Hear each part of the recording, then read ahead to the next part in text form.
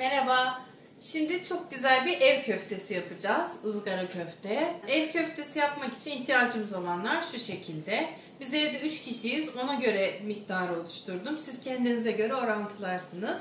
600 gram kıyma, 1 çorba kaşığı zeytinyağı, çok ince kıyılmış bir şekilde 1 adet soğan, 2 adet yumurta ve 1,5 su bardağı kadar makineden çekilmiş, kırıntı haline getirilmiş bayat ekmek. Eğer bu yoksa elinizde hazır satılan panko diye ekmek kırıntıları da oluyor. O da yoksa galeta unu kullanabilirsiniz. Şimdi ben bütün malzemeleri katıp köftemi, harcını yoğuracağım. Kıymayı ekliyorum. Tabi buna istediğimiz baharatları ekleyeceğiz bu arada. Bunu unutmayalım.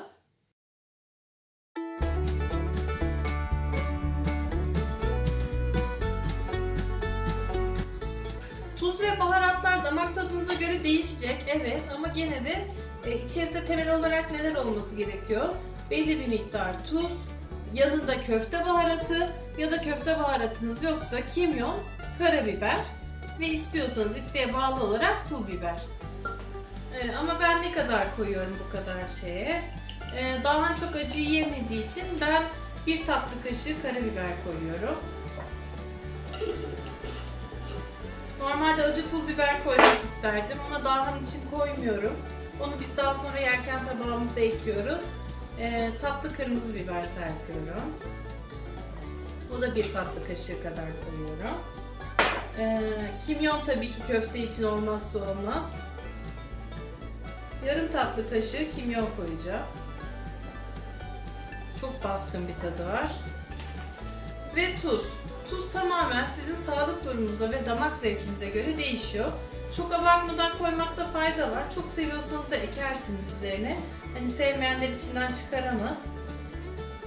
Aslında ben çok tuzlu seviyorum.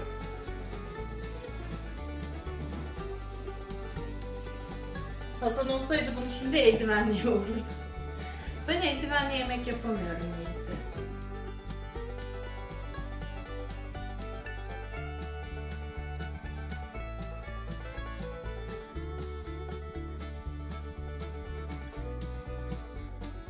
Evet, şimdi köftemi yoğurdum. Bir miktar yarım saat kadar dolapta dinlenmesini bekleyeceğim.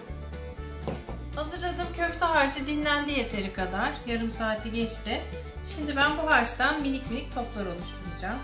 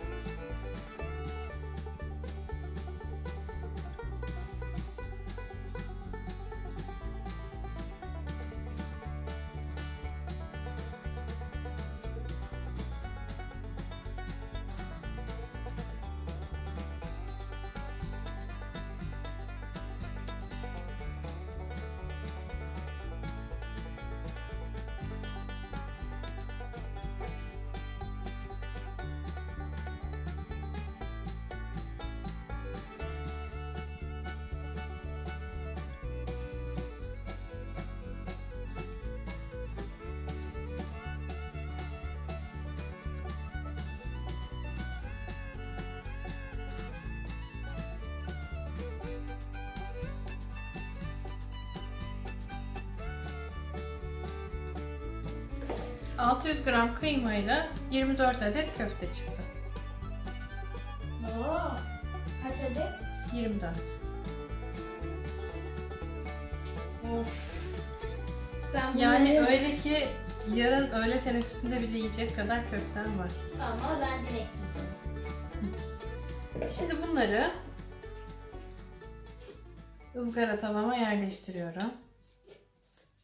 Peki bir şey soracağım. O da biz Eskişehir'e gidiyoruz. Eskişehir'deyken bayağı bir video yüklememiz gerekiyor. O konuyu nasıl yapacağız? Yedekte 1-2 tane var. Likörler var 4-5 tane. Mutfak eşyalarımı alacağım. Mesela fasulye şeker yapmak için aldığım malzemelerimi alıp yanımda götüreceğim. Orada fasulye şeker videosunu göstereceğiz. Annem söyledi, çok zormuş. Evet. Biraz çalıştım internette ama zor görünüyor. annemin okulu, yani aslında üniversiteyi bitirmişti. 2. üniversitesi aşçılık. Evet. Ve hafta sonu sınavlarım var. Benim de yarın sınavlarım var. Bütün dersler mi daha? Bütün dersler karışık. Niye benim sınavım olduğu zamanı denk getirdiler? Haksızlık. Bu hafta gündem ben olmalıydım çünkü. Değil mi? Evet.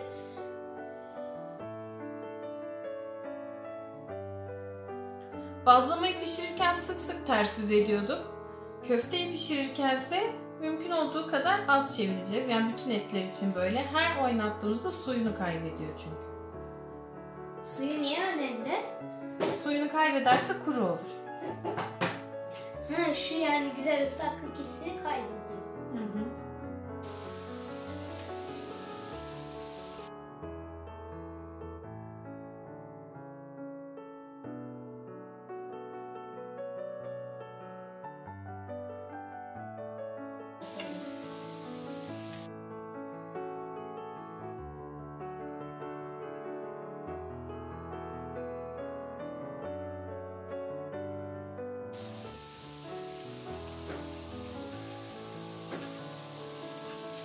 Pandemi geçerse seni fotoğrafçılık kursuna göndereyim. Neden? Güzel fotoğraf çekiyorsun ya, ilerle. Ben ışığın açısıyla çekerim.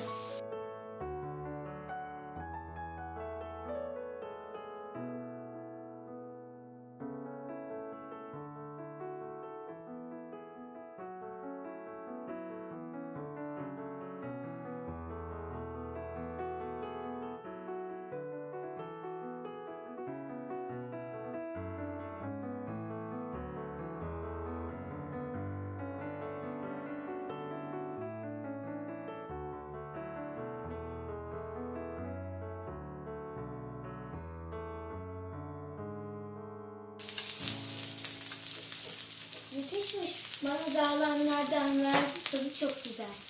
Hı hı, afiyet olsun. Tuzu falan iyi mi? Ekleyecek misin? Yok, müthiş. İyi değil, çok iyi.